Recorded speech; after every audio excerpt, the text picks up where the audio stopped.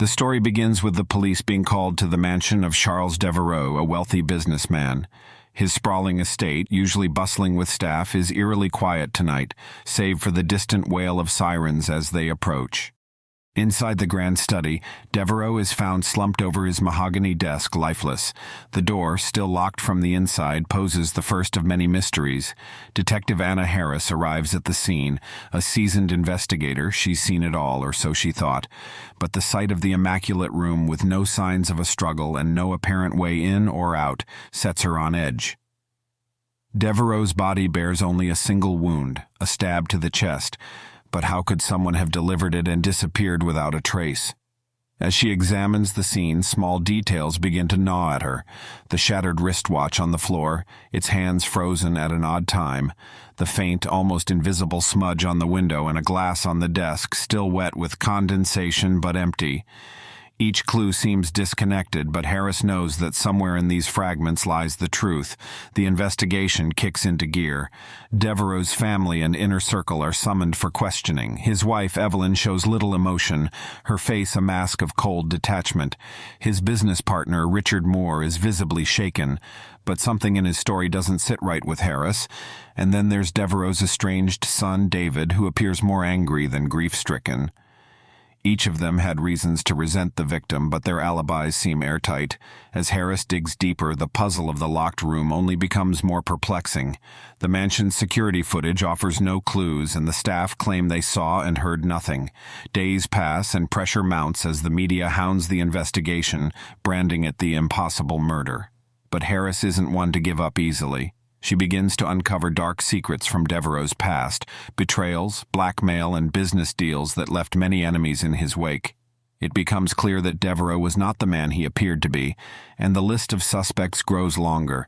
Hidden beneath the surface of his seemingly perfect life are threads of deception, and someone has finally made him pay for his sins. But who? And how? The deeper Harris digs, the more tangled the web becomes, and just when she thinks she's getting close to the truth, another murder rocks the case. Detective Harris starts questioning those closest to Charles: his wife Evelyn, his business partner Richard Moore, his estranged son David, and his personal assistant Sophia. Each person has a potential motive. Evelyn was having marital issues with Charles. Richard was on the verge of being cut out of a lucrative deal. David resented his father for years of neglect. Sophia had secrets she was keeping from everyone. Despite strong motives, each person has an alibi for the time of death. Something unsettling, something wrong. She kneels beside the body, noting the single stab wound to his chest. No weapon in sight, no signs of a struggle. Everything in the room is pristine, untouched, save for a few oddities. A broken wristwatch lying near his feet, the glass face shattered, its hand stuck at 10:15. A half-full glass of whiskey sits on the desk, untouched by the victim's lips.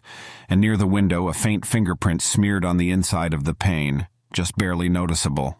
Harris rises, her mind racing. A locked room, no one in, no one out. The kind of mystery that makes even the most seasoned detectives question what they know.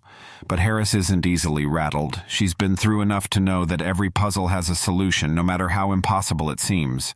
Her team arrives, setting up the perimeter, while she begins questioning those in the mansion. Everyone swears they saw nothing, heard nothing. Devereaux's wife, Evelyn, stands at the edge of the study, her face pale, eyes dry. The others, his son David and business partner Richard, stand off to the side, exchanging glances that don't go unnoticed by Harris. There's a tension in the air, thick and undeniable. Everyone here has something to hide, but Harris knows the first question she must answer is the one hanging heavy in the room. How did the killer get in? And more importantly, how did they get out? The clock on the mantel ticks loudly, each second pulling her deeper into the mystery. This room holds secrets, she can feel it, and it's her job to unravel them.